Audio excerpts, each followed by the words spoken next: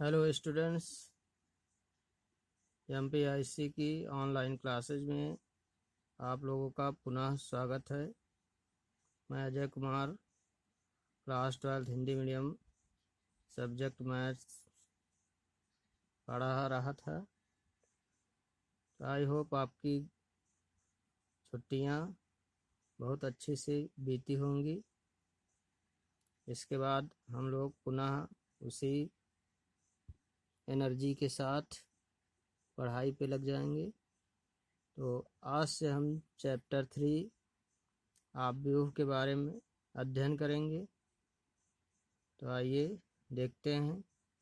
आव्यूह है mn संख्याओं के ऐसे व्यवस्थित क्रम जिसमें m पंक्तियां तथा n स्तंभों को एक आयताकार सारणी के रूप में व्यवस्थित किया गया है, तो वो आव्यूह कहलाता है।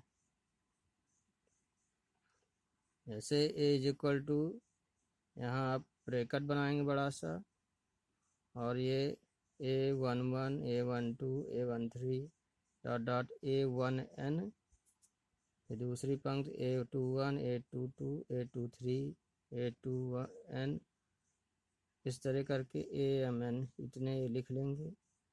तो यहाँ ये संख्याएं a11 a12 a13 amn को आव्यूह के अवयव कहते हैं। aij का अर्थ है आयवीं पंक्ति तथा जेवें स्तंभ पर स्थित अवयव।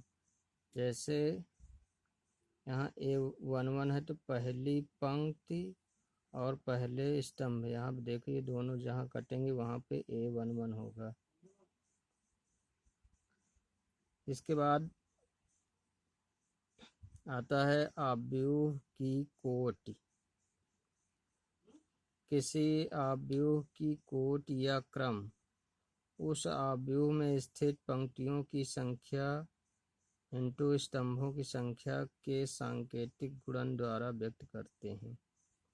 जैसे a = 1 2 3 4, इसमें पंक्तियां दो, लेफ्ट टू राइट ये पंक्ति होती है, और अप टू डाउन यानी ऊपर से नीचे की ओर स्तंभ होता है, और बाएं से दाएं पंक्ति होती।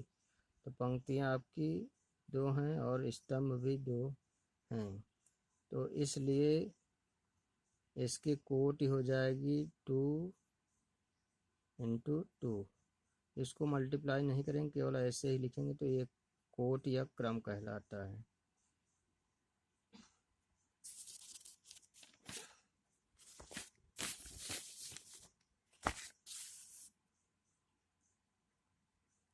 दूसरा एग्जाम्पल है 3 4 2 5 1 6। तो यहाँ पंक्तियाँ कितने, 3 हैं, 1 2 3, बाएं से दाएं में 3 है, और स्तंभ 2 हैं, तो इसकी कोटि हो जाएगी 3 × 2। अब यदि अवयवों की संख्या निकालनी हो तो हम क्या करेंगे, पंक्तियों की संख्या और स्तंभों की संख्या को गुणा करके लिख देंगे। जैसे पंक्तियां 3 स्तंभ 2 हैं, तो अवयवों की संख्या क्या होगी, 3 × 2, इसको मल्टीप्लाई करके तब यहाँ लिखेंगे तो 6 आएगा। यानी अगर हमें कोटि पूछेगा तो मल्टीप्लाई करके नहीं लिखना, केवल ऐसे लिखना है, और अगर अवयव पूछेगा तो मल्टीप्लाई करके लिखना है। तो आई होप आपको समझ में आया होगा। यदि कोई प्रॉब्लम है तो आप पूछ सकते हैं। Thank you.